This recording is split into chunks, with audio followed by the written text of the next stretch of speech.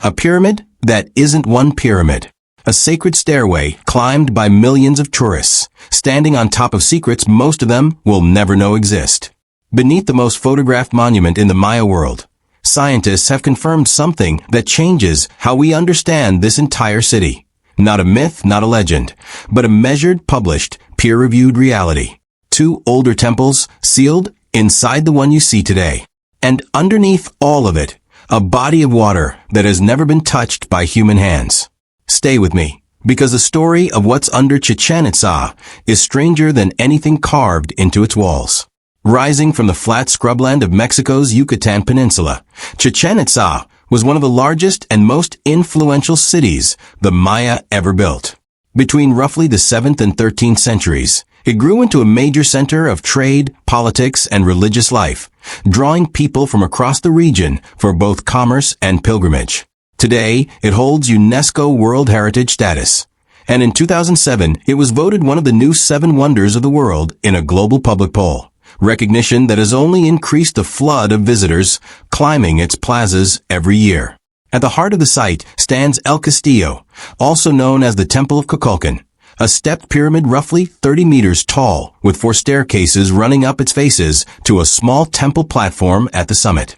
According to research summarized by Mexico's Arqueología Mexicana magazine, the structure sits on a square base measuring about 55.5 meters per side. Twice a year, at the spring and autumn equinoxes, sunlight falling across the terraces of a northern staircase creates a shifting pattern of triangular shadows that appears to slither down toward a carved serpent head at the base, a deliberate piece of architectural theater that still draws thousands of spectators to the plaza every March and September. The numbers built into the structure aren't accidental either. Each staircase has 91 steps. 4 staircases multiply out to 364, and the platform at the top brings the total to 365. 1 step for every day of the solar year. It's a building that functions, in part, as a monument to Maya astronomical knowledge, encoding a full solar calendar into cut limestone centuries before anyone thought to write the number down on paper. For most of the 20th century, that's essentially what El Castillo was understood to be. An extraordinary single structure, a masterpiece of Maya engineering and skywatching. Then archaeologists went looking underneath the plaster, and the pyramid stopped making sense as one building at all. Large-scale restoration work at Chichen Itza picked up through the 1930s, a period when Mexican institutions were investing heavily in documenting and stabilizing the country's major pre-Hispanic sites. As crews inspected El Castillo's core for structural weaknesses, standard practice before any major repair, they found something that didn't fit the picture of a solid stone mass built in one continuous effort. Irregularities deep inside the pyramid's structure suggested an earlier building was sitting inside the one visible from the plaza. Following that lead, archaeologists tunneled into the core of the outer pyramid and reached a sealed doorway. On the other side was an intact earlier temple, closed off from the world since the day Maya builders walled it shut and constructed an entirely new, larger pyramid directly over it. Inside that inner chamber were 2 of the most recognizable pieces of Maya sculpture ever recovered. A throne carved in the shape of a jaguar, painted red and inset with jade to mimic the spots of the animal's coat, and a reclining stone figure known as a chuk mul, its flattened torso designed to hold offerings. The jaguar carried enormous symbolic weight throughout Mesoamerican cultures. As a region's most formidable predator, one equally comfortable stalking the forest floor or slipping into water, it became closely tied to concepts of night, the underworld, and the kind of raw authority expected of rulers. A throne shaped like a jaguar wasn't simply furniture, it was a claim. Whoever sat on it was visually associating themselves with the power of that animal. And this particular throne wasn't displayed for public view. It sat inside a hidden chamber at the heart of an already old pyramid, reachable only by whoever held the authority to enter. The chuk mul figure found beside it appears at numerous sites across Mesoamerica, both among the Maya and among cultures further north tied to central Mexico.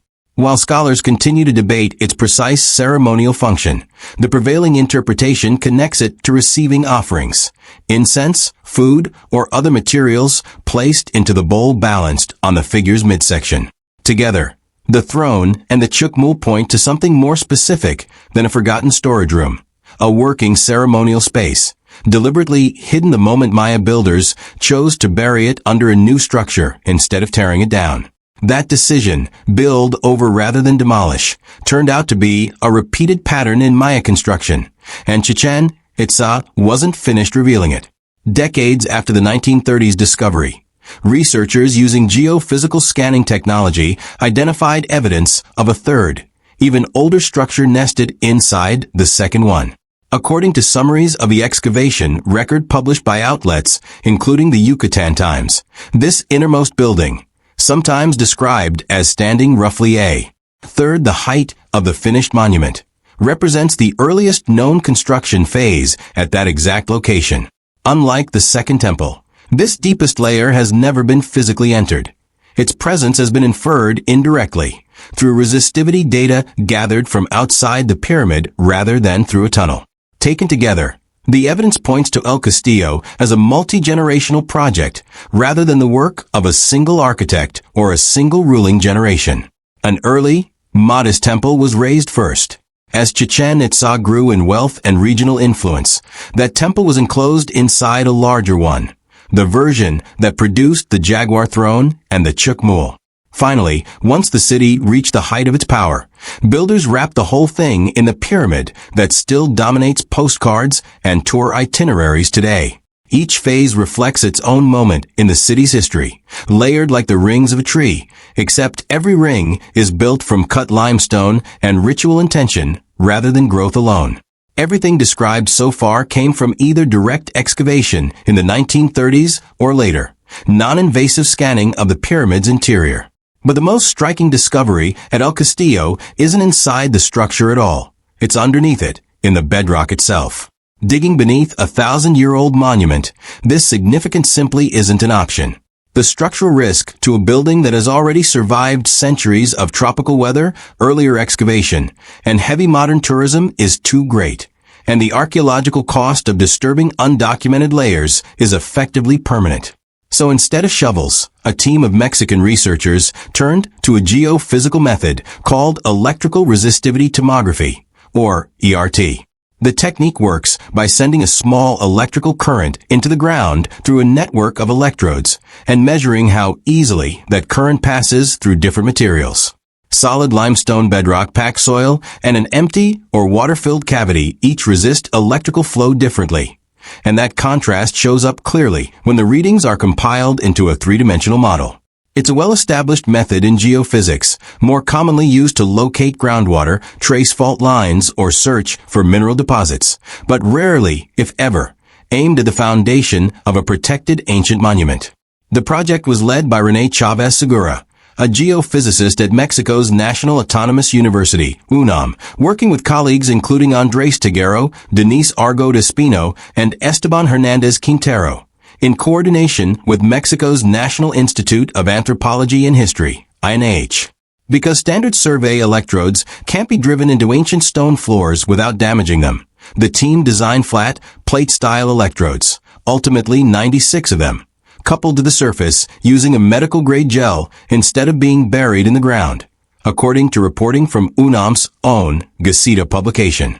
The array was deployed across 2 field seasons, in 2014 and 2015, and researchers recorded thousands of individual measurements to build their model. Before pointing this method at El Castillo itself, the team tested it against a structure whose underground features were already known. A short walk away stands El Osario, sometimes called the High Priest Grave, a smaller pyramid documented since the late 19th century to sit above a natural cavity that explorers had physically entered and mapped generations earlier.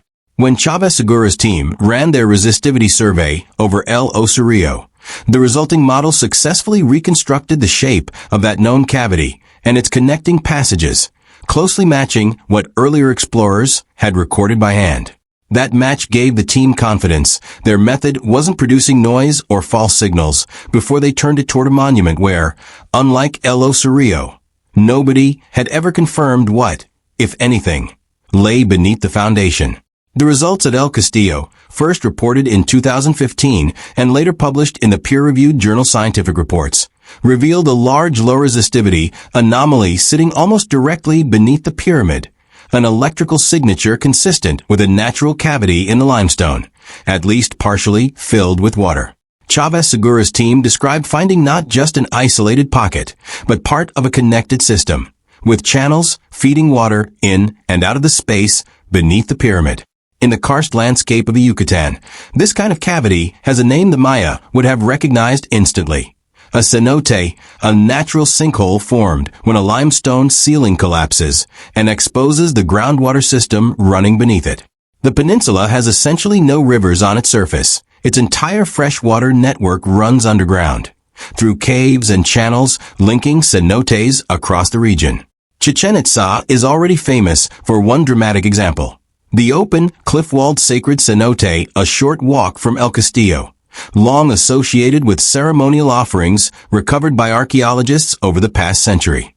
The cavity confirmed beneath El Castillo is different. It has no opening at the surface at all, nothing a visitor standing in the plaza, or even a researcher walking the grounds before 2015 would have had any reason to suspect. Published accounts describe it sitting roughly 8 meters beneath the pyramid's base, according to the UNAM team's own reporting, with some estimates placing its horizontal extent in the range of 20 to 25 meters. Because no one has physically entered the space, exact dimensions remain the subject of ongoing refinement rather than direct observation.